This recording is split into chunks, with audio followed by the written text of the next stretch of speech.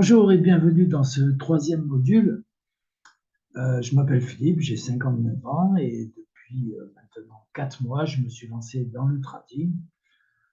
J'ai à peu près fait 1500 heures de formation et je trouve que c'est un moyen simple, efficace de pouvoir, pour moi, compléter ma future retraite. Et on va commencer à parler dans cette session justement des sessions du marché. Alors, il en existe 3 principales: la session de Tokyo, la session de Londres et la session de New York. On peut trader de minuit à minuit, c'est quelque chose qui est réalisé sur la planète entière, et donc différentes sessions en fonction de là où on se trouve. On peut trader à New York, mais également à Sydney, à Londres, à Tokyo. Donc pour chaque session, vous avez des heures d'ouverture et de fermeture. La session donc de Tokyo, qu'on appelle la session asiatique, et qui va de minuit à 9 heures du matin. Alors durant la nuit, les sessions à trader, là je vous ai mis quelques exemples, ce sont des sessions où on va y retrouver des monnaies asiatiques forcément. Et la plus connue, c'est bien sûr la monnaie japonaise. Donc ce qui va être intéressant de trader entre minuit et 9 heures du matin, ça va être le dollar contre le yen, l'euro contre le yen, ou la livre contre le yen, toujours. Et à partir de 6 heures du matin, on va pouvoir trader l'or par rapport au dollar. C'est le début de l'activité, on va dire. Durant cette session, moi j'aime bien trader, je trouve que c'est une session relativement facile, compréhensible, et donc je lui ai donné la note de plus, voilà. Vraiment très bonne session pour les lève-tôt, par exemple, un peu comme moi. La deuxième session, ça va être la session de Londres, la session franco-britannique, et qui, elle, commence à 8 heures du matin jusqu'à 17 heures. Durant cette session, on va bien sûr pouvoir continuer à trader l'or par rapport au dollar. Ensuite, on va abandonner le yen pour passer sur des paires européennes et américaines. Donc on va avoir l'or, l'euro contre le dollar, la livre contre le dollar, l'euro contre le franc suisse ou le dollar contre le franc suisse. C'est une excellente session pour trader. Elle a beaucoup de volatilité, c'est-à-dire que le prix varie beaucoup, donc c'est très intéressant à trader. Et je lui ai donc attribué la note de 3+. Ensuite, nous allons retrouver la session de New York, donc la session américaine, et qui, elle, va de 13 heures à 22 heures. Alors, à trader, on va retrouver exactement les mêmes paires à trader que celles de la session de Londres, à savoir l'or, l'euro-dollar, la livre-dollar, l'euro-franc suisse, le dollar-franc suisse. Alors, par contre, c'est une session, je vais dire, assez difficile. C'est pour ça que je ne lui ai donné que la note de 1+, parce qu'il y a, alors c'est intéressant parce qu'il y a beaucoup de volatilité, mais c'est aussi la session durant laquelle on a les annonces économiques qui sont faites, les annonces américaines sur l'économie en général.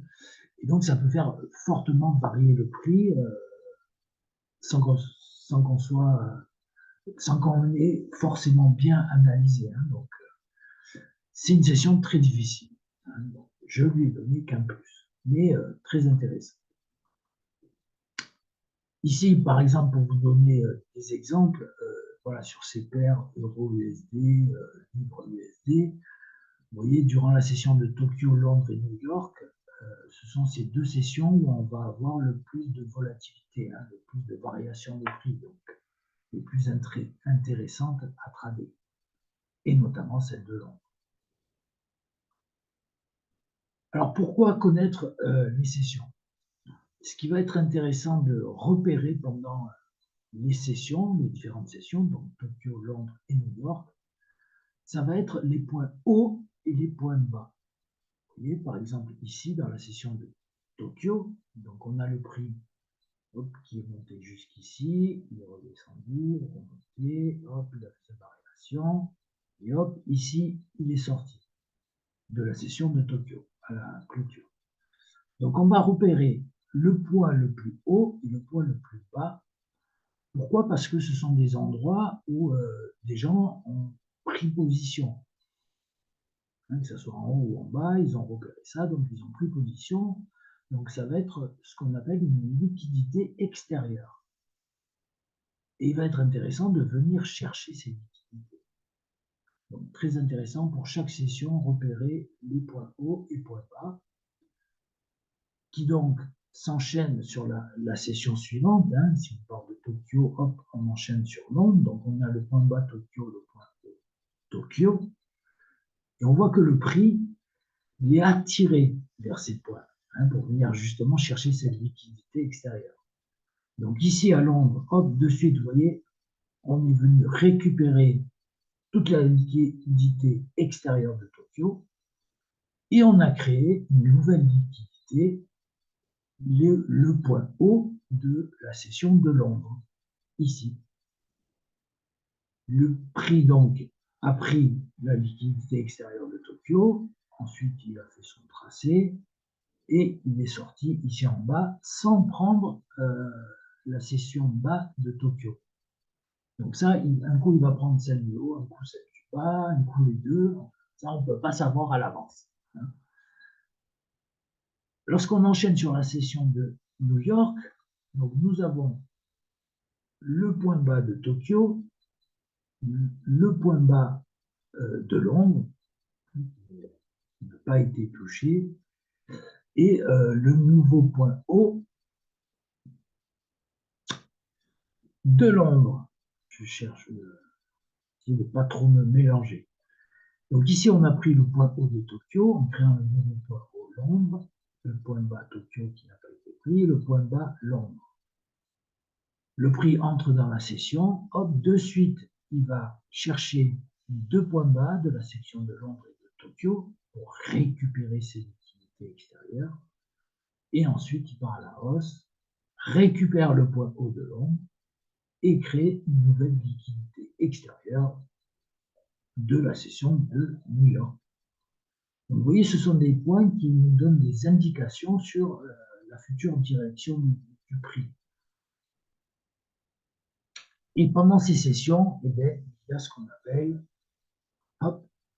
les kill zones.